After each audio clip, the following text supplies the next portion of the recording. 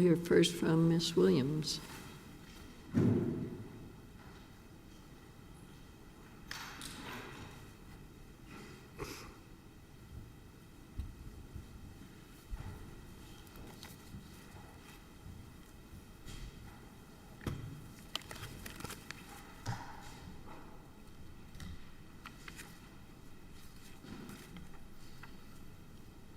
May it please the court, Kristina Williams on behalf of appellant LPL Financial LLC. LPL seeks three types of relief from this court.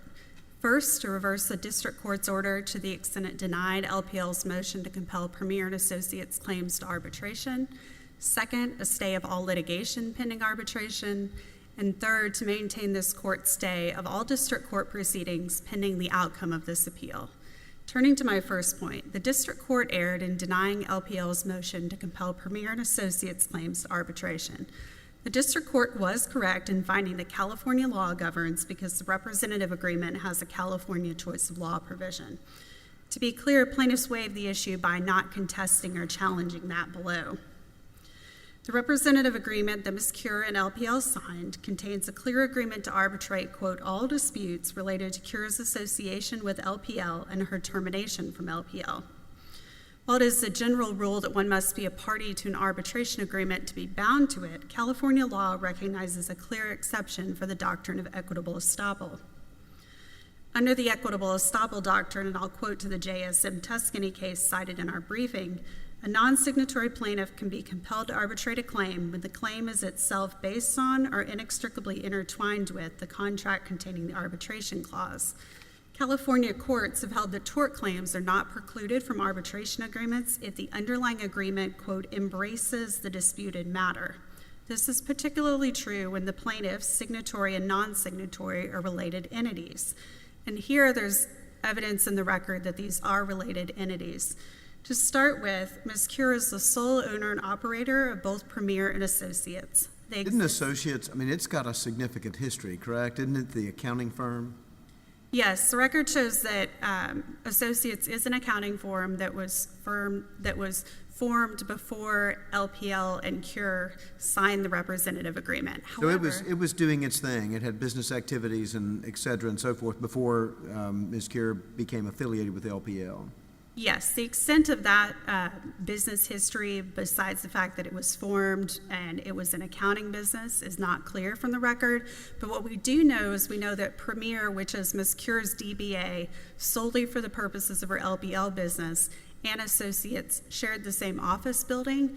We know that they have mutual employees, and what's key there is this is not a 50 or 100 person corporation. It's a very small office, so when you have less than 10 employees and you have a few overlap, that's more significant. We also know that Premier and Associates claim to have lost mutual clients from the LPL statements they complain of. So all of that is circumstantial evidence of how Premier and Associates are closely related, and because we know that Premier is Ms. Cure's DBA, we can also make that connection. But to be clear, LPL's position is not that Premier and Associates should be compelled to arbitration solely because they're related entities. While that is a factor under California law, what's key is that their claims in this case are intertwined with the representative agreement itself. Well, maybe not. I mean, I thought one of the allegations by the entities was that what LPL did after the termination and separation injured their business. There was, interference with contracts or interference with prospective business. Those kinds of things would be separate and independent from anything having to do with Mrs. Cure's affiliation and disaffiliation with LPL. Well, what's key is what all three plaintiffs, Ms. Cure, Premier, and Associates, complain about is public statements that LPL made, and those statements only reference Ms. Cure. And but they were made after she was terminated or disaffiliated. In other words, they were independent of anything they had to say to the I guess FINRA that they had to represent. I mean, they were independent of any kind of issue in terms of terminating her. Well, our contention is that they're tied up with the termination, and it's not solely that they were statements made following the termination, it's what the statements say. So the statements say that Ms. Cure was terminated for violating the code of conduct which was incorporated into a representative agreement. And so tied up within that claim is a fundamental truth question of, did LPL terminate her for violating the code of conduct? And to answer that question, you have to look at the code of conduct, and then you have to look at the representative agreement, which has the arbitration agreement. And that is how the claims are intertwined, and that's how the district court erred in failing to consider that fact. In other words, what you're saying is that in the actions brought by Premier and Associates, they will also have to determine the truth or falsity of that statement. Yes, and that's a more clear link, obviously, with the defamation and the business disparagement claims. But one of LPL's defenses to the tortious interference claims is that it was justified in making those statements that give rise to it.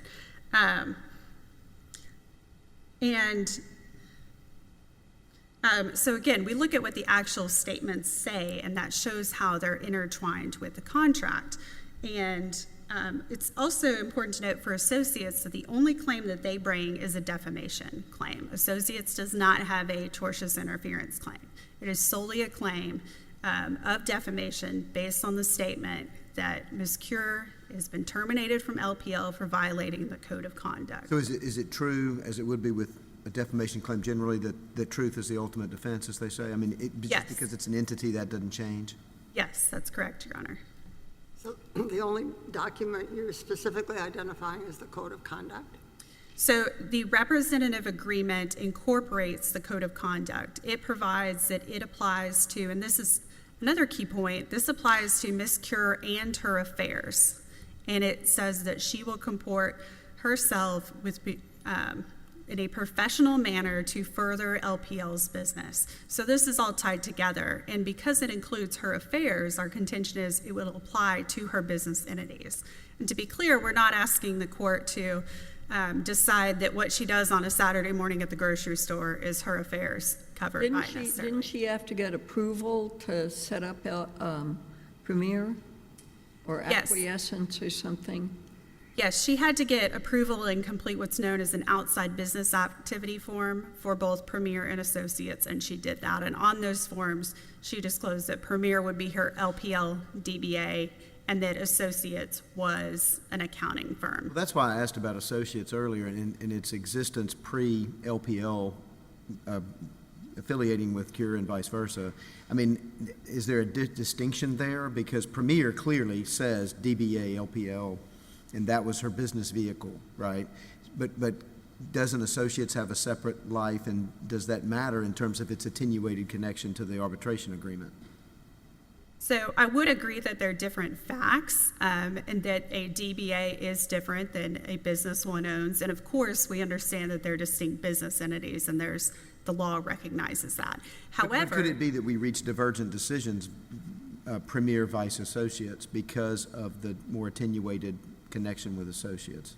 the court certainly could, but there's enough evidence here that Associates is closely related enough in this particular case and based on these particular allegations that because Associates' defamation claim is intertwined with the representative agreement, and there's no way that the court will be able to address the merits of that without dealing with the representative agreement, that it should be compelled to arbitration. So they're separate bases, but both should be compelled to arbitration. So turning to my second point, the district court erred in denying LPL's motion to stay litigation pending arbitration. To be clear, Premier and Associates waived this issue by failing to adequately brief it in the response brief. But in any event, this court has held that a stay involving non-signatories is subject to the district court's discretion where three things are true. First, the same operative facts are involved. Second, the claims are inherently inseparable. And third, litigation has a critical impact on arbitration. And what matters is protecting the signatories' rights to arbitration, not any harm that would result to the non-signatory. And I would couple that with federal law's deference to arbitration. So going to these three elements, first, the similarity of operative facts. As we've discussed, the claims ordered to arbitration already, Ms. Cure's claim for tortious interference and defamation, all arise out of LPL's public statement that Ms. Cure was terminated for violating the codes of conduct. Premier and Associates defamation claims also arise out of the very same LPL statements. And I would point the court to pages 280 to 282 of the record, and they're also in our briefing where the statements are reprinted. So the operative facts are all going to be the same here. Claims are also inherently inseparable, and the court has held that what matters is the violated right, not the remedy or what the cause of action is called. And at base, all of plaintiff's allegations are essentially getting at whether they have some legal remedy against LPL for LPL's public statements. Whatever we call the claims, that's the issue at the end of the day, and they're inherently inseparable. Finally, we know that litigation will have a critical impact on arbitration and a risk of inconsistent results.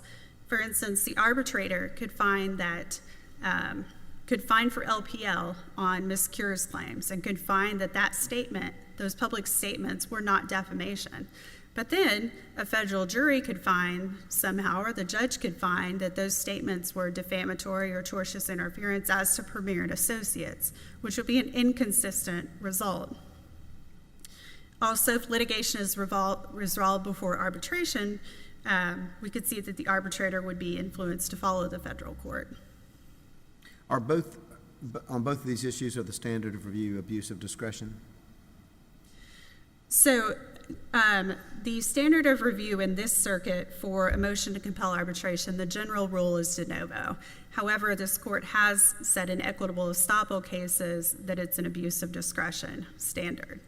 As to the stay, it is an abuse of discretion standard. However, here, our contention is that the district court abused its discretion in both manners. First, as to equitable estoppel, failing to consider that the claims and the defenses are tied up in the representative agreement itself.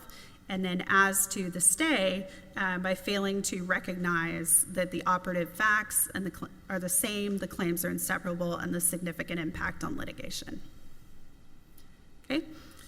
In sum, LPL respectfully requests this court reverse the district court's denial of LPL's motion to compel arbitration as Premier and Associates, to stay all litigation pending arbitration, and finally to maintain this court's stay of district court proceedings pending the outcome of the appeal. If there are no further questions, I will reserve the rest of my time for rebuttal. Thank you. Thanks very much.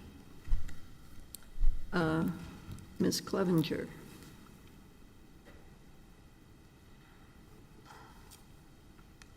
Good morning, Justice Clement, Judge Clement, Judge Jones, and Judge Wilson.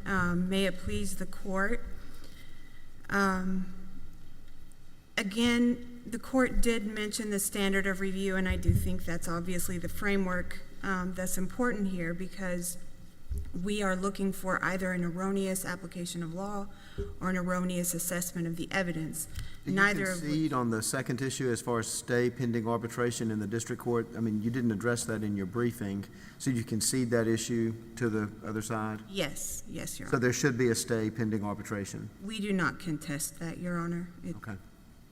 I think there's a basis to contest it, but it's not, Well, if you haven't, you haven't. I mean, that's why I asked the question. No, Your Honor, it's- We're here to talk about whether the entity's claim should be compelled to arbitration. We are electing not to contest the stay request. So I believe that goes to points 2 and 3 of the relief that's requested by the appellant, if I'm not mistaken.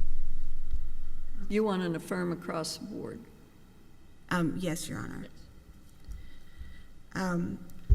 So, of course, a basic precept underlying the Federal Arbitration Act is that arbitration is a matter of consent, not coercion.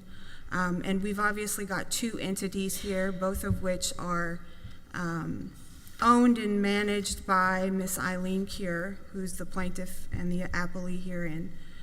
And we have two scenarios in which arbitration can be compelled. Obviously, one is where the parties consented, and there is a valid arbitration agreement between Ms. Cure and LPL Financial. The second is by equitable estoppel, which is governed by contract principles and fundamental fairness. The appellant has stated that the defamation claim raised by Cure and Associates and by Premier requires reference to the contract to determine liability.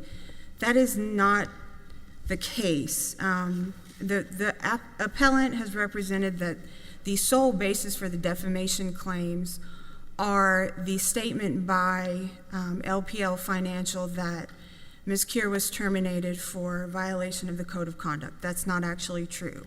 However, even reference to the representative agreement itself, there's a general statement with respect to Ms. Keir's conduct, but there's not, the contract itself doesn't contain the Code of Conduct. So insofar as there's a definition sought in the defamation claim as to, in order for LPL Financial to defend on the basis of truth, that's a definition that could perhaps be sought from the Code of Conduct, but there is no, one of the problems in this case is that there is no Code of Conduct contained in the representative agreement, and the Code of Conduct provided by LPL Financial during the litigation was not actually ever provided to Ms. Keir. So that's Doesn't an the issue. agreement reference the Code of Conduct or LPL's Code of Conduct or standards? It does. Yes, Your Honor, it does. You're saying that's just not enough? That is not enough. It has a general representation with respect to Ms. Keir conducting herself in a professional manner in all of her affairs, which I'm sure the court will agree doesn't, and the appellant has conceded, doesn't govern everything that Ms. Keir does. And it certainly doesn't govern legal conduct engaged in by Ms. Keir in the context of another business which had been in existence since 1989 and is fundamentally unrelated in terms of the business that's conducted there. So Well, that's not true as to Premier, is it?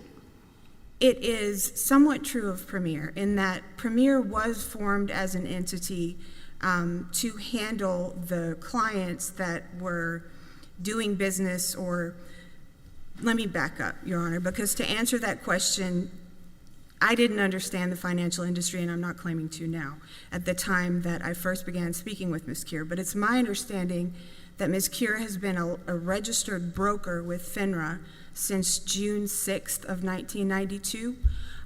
In order to actually engage in the practice that that license engages her to do, or authorizes her to do, a broker-dealer, an independent broker-dealer, has to hold her license. And so through various points through her career since 1992, various broker-dealers have held her license, LPL being the latest. But as is in the record, Ms. Keir brought a $40 million book of business with her to LPL. So But those she created LPL, didn't she? I'm sorry, Your Honor. I'm sorry, she didn't create LPL. I thought she created Premier. She did create Premier, and that is a good point. And that was only because she had this book of business with LPL to service. Well, she had to clarify, she had the book of business well before she. I understand that, but she used Premier as the agent, or whatever you want to say. She created that in order to carry out her LPL business. That is correct, Your Honor. Okay. That is correct. And it didn't do anything else. I mean, it doesn't do anything else. That is correct. And Premier, it's unquestionable based on the record, and the appellee doesn't contend that Premier does not, or did not rather, obtain benefits from the contract. But under the theory of direct benefits estoppel or intertwined claims, that's not enough. It's not enough that Premier, and the district court recognized that. And that was a correct statement of the evidence. So Premier got direct benefits from the contract. That would be enough if the direct benefits are extensive enough, correct? I'm not sure, Your Honor, because the case law seems to reflect that the parties to whom direct benefit equitable estoppel was applied were actually seeking out a direct Yes, but if benefit. Premier's whole reason of existence was to allow Ms. Keir to do the work that she and LPL had contracted to do, I mean, all of Premier's revenue would have come from LPL's agreement with her, right? In a sense, but really the revenue would have come from pre-existing contracts brought into Premier by Ms. Keir that were then administered with LPL pursuant to the representative agreement. Yes, that's correct. But I mean, her continuing work to representing that book of business, representing those clients and managing those funds came because LPL was basically her broker-dealer, correct? The continuing business during, yes. And Premier didn't exist with the book of business pre-LPL. Premier was founded or formed by Ms. Cure to facilitate her work with LPL. Yes, that's. So how did, I mean, I guess Premier didn't seek direct benefits perhaps affirmatively, but all the benefits Premier got came from that agreement. I would disagree, Your Honor, in the sense that benefits that Premier got were related to the contracts that existed well before its establishment. So to some extent, Your Honor is correct, but as far as the characterization of the benefits themselves, they were administered by association with LPL, but they didn't exist because of LPL. So I'm not sure if that was a non sequitur, but I was attempting to answer Your Honor's question. I agree to a certain extent. Well, I guess if we're in agreement to a certain extent, isn't the overall point that all of this is going to be wrapped around the axle, whether your side wins or their side wins, but it's all going to be wrapped around the axle with LPL's agreement with Cure, correct? In a but-for sense, Your Honor, that's correct. Isn't that enough to compel arbitration of these non-signatory related No, entities? it's not. It is absolutely not enough.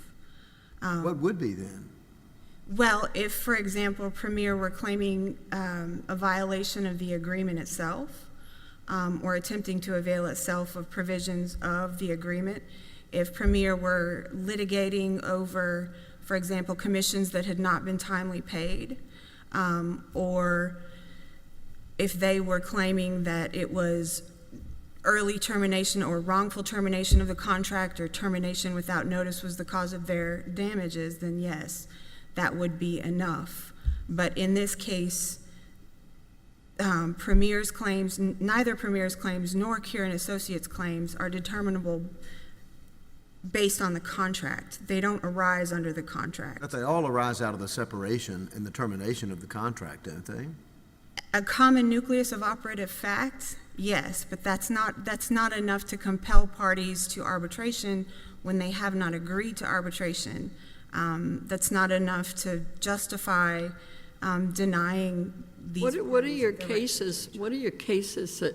I mean, I do realize it's not easy to compel non-signatories to arbitrate, but it just seems to me that all of this stands or falls on Ms. Cure's testimony and her relationship with LPL. I mean, every bit of it does for Premier and Associates. So, Your Honor, that's a tricky argument, and I anticipated that would be a question that the court had.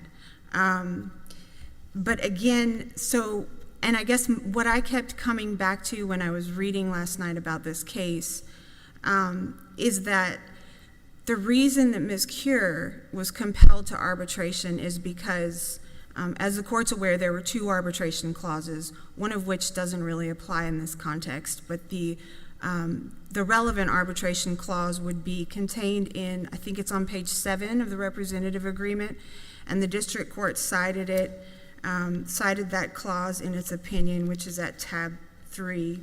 And it's a general clause, and so the court was pretty clear that this clause says, any and all claims, disputes, or controversies relating to representatives' association with or termination from LPL. Well, obviously, the claims brought by Ms. Cure are related to, related to her association with LPL. Right. So it's a pretty broad clause. right. So that's the reason why her claims are brought in, even though we, of course, argued at the district court level that they're not contained within the scope of the arbitration agreement because they arise under state tort law. But with respect to Premier and particularly with respect to Cure and Associates, that connection becomes very attenuated because again, they're state law claims and you don't have a signatory, so they're not subject to this sort of general all-encompassing clause. So you've got a bit of attenuation with respect even to Ms. Cure in the sense that they aren't, necessarily related to the terms of her contract. But the attenuation becomes even greater with respect to Premier, and then even greater with respect to Cure and Associates. Well, suppose the arbitrator rejects her defamation claim and says there was no defamation, which would imply that whatever LPL said about her was true or justifiable. Doesn't that immediately ruin the claims of Premier and Associates? I am not sure what the answer to that is, Your Honor, and I was attempting to figure that out with respect to whether a determination made in an arbitration has any effect on. At the very least, I suppose the jury would be allowed to hear that outcome, whether they be bound by it or not. But assuming that arbitration went forward first, it seems to me it would be very hard to persuade a jury that their business, the business of these subsidiaries or whatever you want to call them, related entities, was ruined when LPL had a right to do what it did. Or you would have just put an LPL person on the stand. And that may indeed be the case, Your Honor, but that then becomes an issue of efficiency in the proceedings, and that's not something that justifies compelling parties to waive their jury trial rights when they have not so specifically agreed. So do I understand your position to be that the claims are not so intertwined or springing from such overlapping facts that arbitration can be compelled of these non-signatories, but you're not contesting that a stay could be entered in the district court, staying everything until Ms. Cure's arbitration is finished? We are opting not to contest that at this time before this court, Your Honor, with respect to the stay that this court has imposed on the district court's proceedings. I'm talking about a stay of proceedings in the district court. Say we don't compel Premier and Associates to arbitration. Are you contesting whether the litigation should be stayed pending Ms. Cure's arbitration?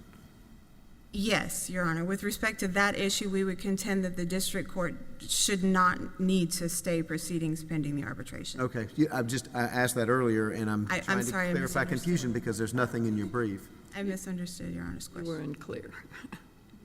Yeah, because she wanted affirmance across the board. Well, I mean, I heard that too, but there was just no argument. You're not making any argument about that issue. No, Your Honor. But you don't have to, because you're the appellee. And again, it seems to me that many of the court's questions have gone to the common nucleus of operative fact. I acknowledge that that's an issue, but that's not an issue that was created by these appellees.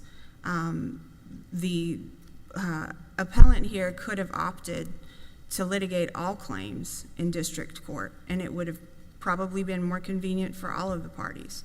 But that's not the case. That's not what has happened. And that is not sufficient to rise to the level of an abuse of discretion on the part of the district court. If the court has no further questions, I'll Thank be you. seated. Thank you.